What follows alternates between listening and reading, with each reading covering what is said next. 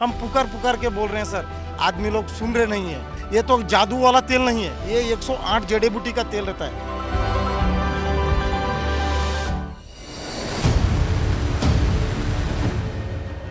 चीन ने दुनिया के सबसे बड़े हाइड्रो पावर बांध के प्रोजेक्ट को मंजूरी दे दी है। ये बांध तिब्बती पठार के पूर्वी हिस्से में बनाया जाएगा। इस प्रोजेक्ट से भारत और बांग्लादेश के लाखों लोगों के प्रभावित होने की आशंका है। चीन के पावर कंस्ट्रक्शन कॉरपोरेशन द्वारा उपलब्ध कराए गए अनुमान के मुताबिक ये बांध चीन की यरलुंग जांगबो नदी के निचले हिस्से पर स्थित होगा। इससे हर साल 300 बिलियन किलोवाट घंटे बिजली पैदा की जा सकती है। सेंट्रल चीन में अब भी दुनिया का सबसे बड़ा बांध मौजूद है, जिसे थ्री गॉर्जेस डैम कहते हैं। इससे वर्तमान में 88.2 बिलियन किलोवाट घंटा बिजली पैदा की जाती है। इसका मतलब ये हुआ कि तिब्बत में बनने वाले बांध से अब के मुकाबले 3 गुना अधिक बिजली बनेगी। इस प्रोजेक्ट से चीन को कार्बन न्यूट्रल और कार्बन पीकिंग के लक्ष्यों को पूरा करने में मदद मिलेगी। साथ ही इंजीनियरिंग को प्रोत्साहित करने और तिब्बत में रोजगार मुहैया कराने की कोशिश को बल मिलेगा। यरलुंग जांगबो नदी का तकरीबन 50 किलोमीटर हिस्सा 2000 मीटर की ऊंचाई से गिरता है। जाहिर है कि इससे जहां एक ओर चीन के हाइड्रो पावर प्रोजेक्ट में सहूलियत होगी, साथ ही इंजीनियरिंग को भी नए चैलेंज मिलेंगे। माना जा रहा है कि इस बांध को बनाने में आने वाली लागत भी थ्री गॉर्जेस डैम से बेहद कम होगी। इसमें इंजीनियरिंग कॉस्ट भी शामिल रहेगी।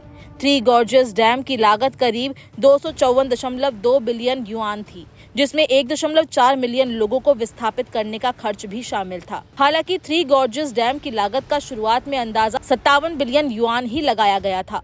प्रोजेक्ट पूरा होने के बाद लागत 4 गुना अधिक पाई गई थी। तिब्बत प्रोजेक्ट में कितने लोगों का विस्थापन होगा, इससे इकोसिस्टम पर क्या प्रभाव पड़ेगा, इस पर अधिकारियों ने कुछ नहीं कहा है।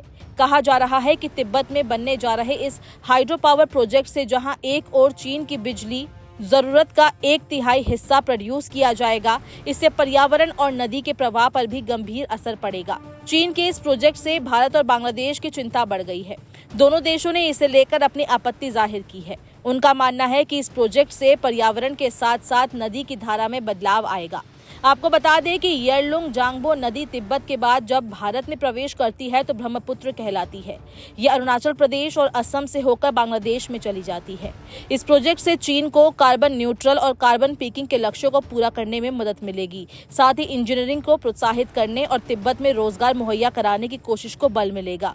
यरलुंग जांगबो नदी का तकरीबन 50 किलोमीटर हिस्सा 2000 मीटर की ऊंचाई से गिरता है। जाहिर है कि इससे जहां एक ओर चीन के हाइड्रो पावर प्रोजेक्ट में सहूलियत होगी, साथ ही इंजीनियरिंग को भी नए चैलेंज मिलेंगे। माना जा रहा है कि इस बांध को बनाने में आने वाली लागत भी थ्री गॉर्जेस डैम से बेहद कम होगी। इसमें इंजीनियरिंग कॉस्ट भी शामिल रहेगी। थ्री गॉर्जेस डैम की लागत करीब 254.2 बिलियन युआन थी, जिसमें 1.4 मिलियन लोगों को स्थापित करने का खर्च भी शामिल था।